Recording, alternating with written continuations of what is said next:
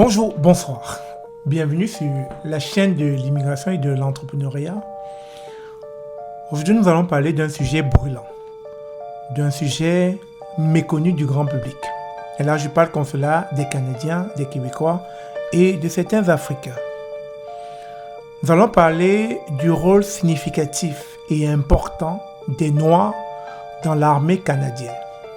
Peut-être beaucoup d'entre vous pensent que l'immigration date d'hier. À l'heure où je vous parle, on parle de 150 ans d'immigration, depuis 1875.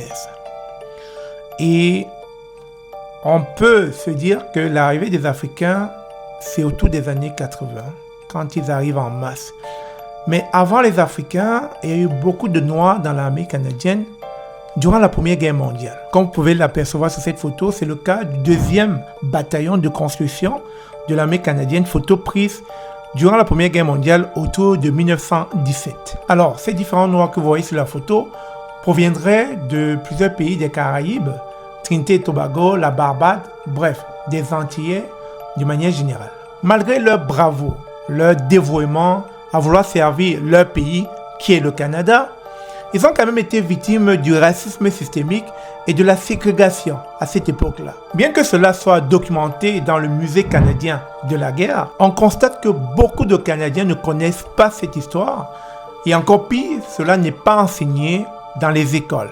Malgré les excuses du gouvernement canadien auprès de ces soldats qui probablement sont déjà décédés, il est important et primordial de partager ce genre d'informations afin de permettre à de nombreuses personnes de connaître l'histoire. Et selon cette citation de Santayana, un peuple sans mémoire est condamné à revivre son histoire.